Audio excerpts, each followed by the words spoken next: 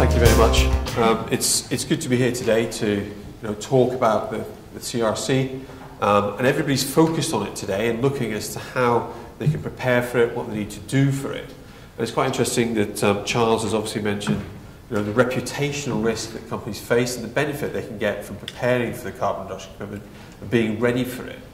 And what we found from talking to a large number of our customers is a lot of companies are actually waiting for the carbon reduction commitment. They're holding off doing anything. They want to wait because when the carbon reduction commitment comes in, they want to hit the ground running, they want to make the maximum benefit, they want to be able to get to the top of that league table.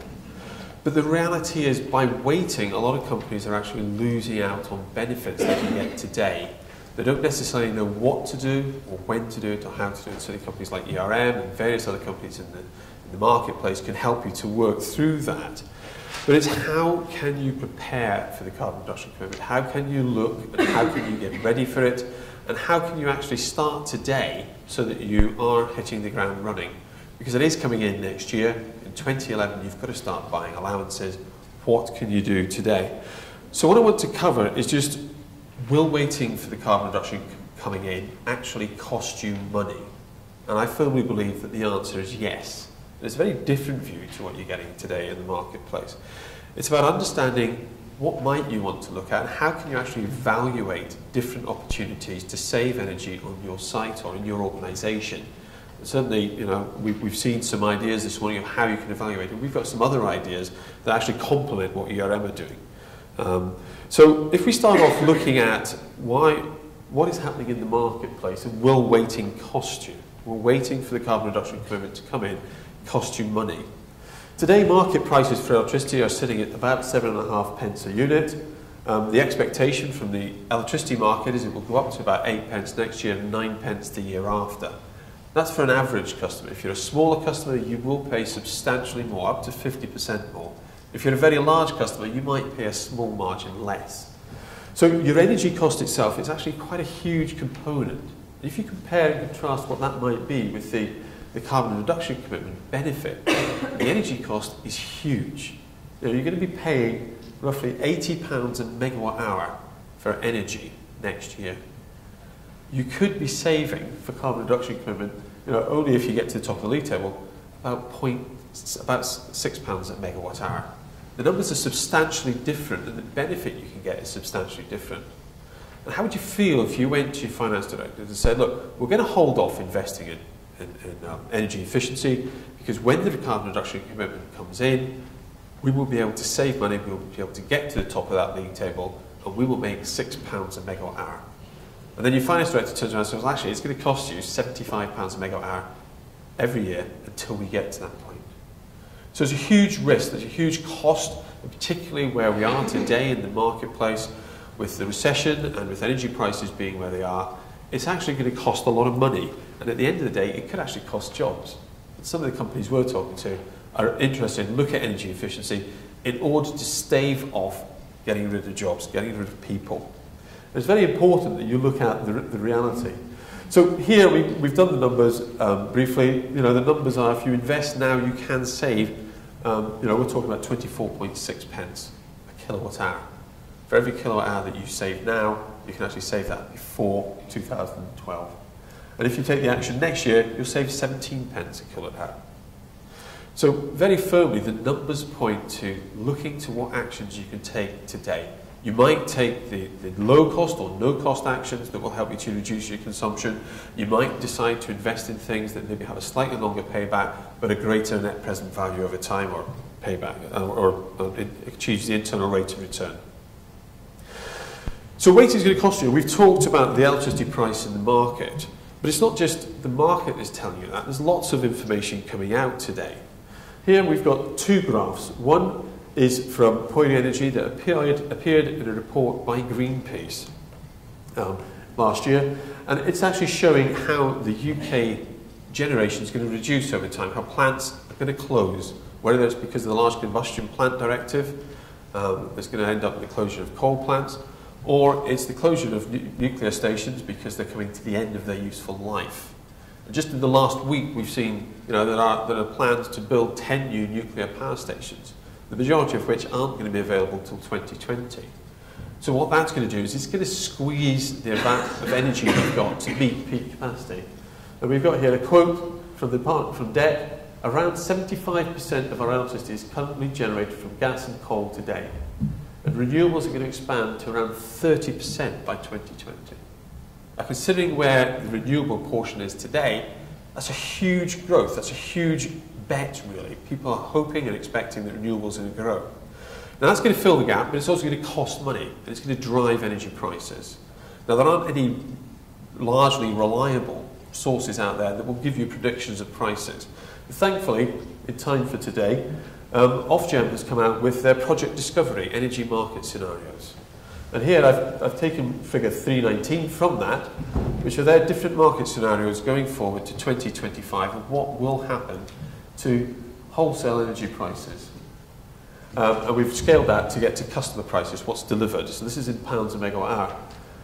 What is interesting is, despite the fact this only came out last month, and therefore the work to back it up must have been done within the last 2 months, if we actually superimpose on that the figures I just had for energy prices for customers, energy market prices today are already sitting well above 3 of those 4 scenarios.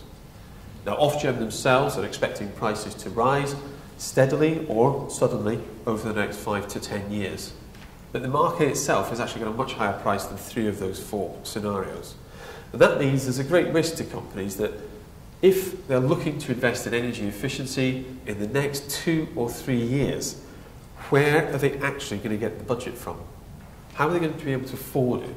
Because if you remember back to the dark days of last year in July and October, when energy market prices hit 13 to 15 pence a unit for quite a lot of customers, people had so much pain they were actually pulling back on energy investment. They weren't investing in energy projects, they weren't looking to reduce the consumption, they didn't have the funding. And what we've got here is the potential scenario where prices are going to go up again. Not quite to that level, but if we're not ready for it, we don't know that's coming, then we're not going to be able to make the most of it. And certainly what we've seen is with some of our customers, some of the larger supermarkets in particular, they've actually taken an enlightened view. They've seen market prices reduced today to about half the value they were at last year, and they're investing a small portion of that benefit. They're creating a budget to invest in energy efficiency today. What that's allowing them to do is to prepare for the future, because when the future comes and market prices go up again, they may not have that level of budget, they may not have that money to spend, and they may not be able to save the energy that is going to cost them so much more than it is today. Yes, times are hard, but if energy prices go back up again, and depending on how the recession pans out, they might actually still be hard in a few years' time, if not slightly harder. And when it comes down to a decision between energy efficiency and jobs, and saving money, it's a very difficult decision to make. And all we're saying here is prices are expected to rise, and we're using Ofgem as a proxy for the market and what happens. So what can you do? Well, obviously there's a huge amount you can do, and a lot of companies that we talk to haven't got a great energy plan, they're not sure of where to start, they haven't got anything that they're looking at, they're thinking about different things, and they're really getting blinkered because they're looking at too many different opportunities, too many things that will help to save energy. So, first of all, they've got to consider who are the stakeholders, what are their individual requirements. You know, the finance director is obviously going to have a budget, the company will have a budget, you'll have brand recognition, the marketing people will have a view. Everybody in the company will have a view, and by understanding what their views are, then you can start playing the different tunes that will help you to get a budget, that will help you to invest and make sure that you do hit what the stakeholders are saying. You know, many companies today have got specific targets out there of things that they want to achieve in terms of energy reduction, and carbon reduction, and cost reduction. If you start understanding those a little bit more, then that will help you to focus a bit more. We're suggesting that you also look at gap analysis. A lot of sites have started the journey on energy efficiency, but they haven't gone very far. They haven't looked at what could be used on their site and what are they doing today. You know, there's smart lighting schemes, there's variable speed drives, there's all sorts of different technologies out there that will help to reduce consumption. But they don't understand what could apply to their site. They need to do a bit more work. And they need to look at what have we got today, what could we do? What are our competitors doing? What are they looking at investing in? How are they doing it? What information can we get on that that will help us to understand? And there is information available on the web for generic costs. But unfortunately, generic costs are exactly that. They're generic costs. They're not specific to your company. They're not specific to your site. And unless you start looking at specific site or organization costs, then you're going to have a wrong idea of what it's going to cost you and the benefits you're going to get. You might over or underrepresent these. So what we suggest you do is you determine from your gap analysis which 2 or 3 key technologies you're going to look at. And you have a beauty parade. You get different suppliers in. You have a chat with them. You understand what their technologies are, what their experience is, where they are in the marketplace. Are they a leader? Are they a follower? Is it new technology? Is it proven technology? Is it something that would suit your site? And then what you do is you ask them to give you site-specific or organization-specific illustrations. Because only when you've got that can you start to make real decisions. It's very difficult to make a decision on smart lighting, on T5 lighting, by saying it's going to save you 40% of your energy, if you've actually got a lighting scheme where you're only going to see 20% savings. Or 40% of your energy savings from lighting is great, but it's maybe only 10 or 20% of the total energy usage on site. So it's starting to understand the numbers and understand how they play and understand what the real benefit is for you. So getting specific quotations is the way forward. Then you will have the information at your fingertips and the ability to make judgments. And also understanding what kind of guarantees will people give you. What kind of performance you're expecting to get, what kind of guarantees will they go and give you, how long do the guarantees last, what does that mean for you, what is the guarantee? And then finally we're suggesting what you can do is you will have a lot of information on different technologies for different sites. You might have 5 or 6 different sites where different technologies apply to each. And you need to start thinking about how you can compare those. And it's inherently difficult. We've looked at this in general terms. I'm sure ERM have looked at it a lot more specifically, and other companies as well. It's inherently difficult. How can you compare different technologies? The next slide will show a couple of ideas for creating cost curves that are actually quite different to what ERM have and complement it quite easily. Once you start looking at the different cost curves, you look at the different benefits you get from different technology, then you can start making sound decisions for the business and applying for your budget, getting it, and start to roll it out and implement it. And then you need to make sure that you can deliver the benefit you've promised. There's nothing worse than going to your board, going to your finance director and asking for a budget and then putting something in and not delivering against it. It is your reputation that's at stake there. It is the business's reputation delivering against its promises that is at stake there. And really it's about making sure you know before you start what you're going to do. So here we've got 4 curves that we've created from generic information on the web. They look quite complicated, but it's to show different ways of representing the information that you can get. In the first curve here, we've gone for net present value. The internal rate of return is great, the payback is great. But what you need to do is consider what are the costs I'm going to have to bear for a project over its lifetime. A smart lighting scheme will give you up to 40% savings on your energy cost for lighting. For a whole site it might be 8 to 12%. But if you've got to then replace bits and pieces every 2 or 3 years, then the net present value starts to look a bit worse. And you've got to invest more money over time. Whereas if you're looking at a different technology, perhaps where you don't have any maintenance costs, you pay for it, once it's paid back, it's generating positive cash, then it's a very different idea. So here we've got a different range of cost curves. These aren't meant to, you know, the information behind them is sound, it's from the internet, it's not based on individual sites, but it's just showing different ways you can show it. So here we've got different ideas of different plant and equipment that will show different benefits over time. So we've got net present value against time. And here we've got them all paying back in different ways. You know, we've seen the low cost and no cost ideas where you will get a payback. Some of them you'll get a payback in weeks. You know, if you've got to change your BMS settings, you can get a payback in days, really, if you make it work properly. Well, the next one, we've got a different way of looking at it, which is looking at the amount of investment you have to make in order to get 1% reduction in the entire site energy costs. Now here we're starting to think a bit smarter. It's about what is the benefit I'm going to get for the money I'm spending. And again, we put various ones on there from AM&T all the way through to building management systems, high frequency lighting. We've also looked at what net present value we're going to get per 1% of saving, which we think is one of the ways forward here.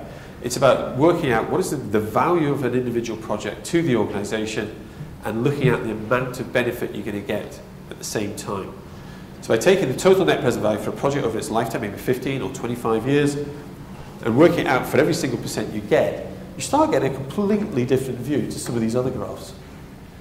And finally, we've got looking at the payback for individual projects. Now, any company will look at different projects in different ways. And we've already heard that, excuse me, we've already heard from Charles that different companies will look at things different ways. They've got an internal rate of return or they've got a payback requirement. But also, companies will have a net present value. They'll be interested in the amount of value they're going to get. They're going to be interested in different ways of looking at this. No one of these is necessarily the best. There will be different ones will work differently for organisations. And key to it all is making sure that the organisation understands where the benefit is. It might be that investing in one technology on one site delivers significantly better savings than delivering that technology on any other site. It might be the answer is delivering 3 or 4 different technologies across a range of sites. It might be you want to trial it. But at the end of the day, until you have the data, until it is site-specific, you can't make that decision. Once you've made the decision, you've decided what to go forward, it's key that you're able to realise and as a company enjoy the benefits. And for you individually, for you to maintain the reputation that you have within your organisation as being somebody who is seen as a safe pair of hands, who is able to demonstrate that they know what they're doing. And here we've given 3 ideas of different savings analysis that different companies will do. There's a very basic one which says, let's look at the same day last year, let's look at the same day last week, and let's compare and contrast between them. And here, somebody's done just that. Now the flaw with that is it doesn't take into account many different factors. If it's a hot day, then if you're a hotel and it's a hot day, you will use a different amount of energy than if you're a hotel and it's a cold day. And if there's a hot spell or a cold spell between the different weeks, you'll have different energy usage. So you need to find a more reliable way of determining what the savings are. Obviously, you need to start with metering, whether it's metering on the incoming supply or sub-metering within your building. Once you've got that, you understand what's happening. So here, we've now got a slightly more advanced savings analysis, where in this graph, the company's looking at 12 months of historic data before there's a change and 3 months after. And by looking at that, you suddenly see the pattern change quite completely. And you've taken it over a longer period of time, so you've averaged out weather factors, you can start to normalise it to different variables that affect a site. If you're a production site, you've probably got a minimum consumption level, whether you're making 1 widget or 10,000. But whether you're making 1 widget or 10,000, you'll use a different level of energy for that as well. Once you start to normalise, you start to understand the pattern, and you start to make sure that you've got sense there and you've got the answer. And then finally, we've got state-of-the-art. Now, this is not, this is something actually that's come from a major project that's going on in London called the Building Energy Efficiency Project. London is one of the Clinton Climate Initiative cities, and the BEEP, as it's called, is actually looking to use something called the International Performance Measurement Verification Protocol, which is a bit of a mouthful, IPMVP, as a recognised method of determining the savings. Because what the BEEP is going to do is take a group of 4,500 buildings and look at a range of different energy savings technologies and installing them. Now, unless you actually understand the demand pattern and how it varies over time, how it varies according to external factors, before you start putting anything in, you will not be able to demonstrate all those savings.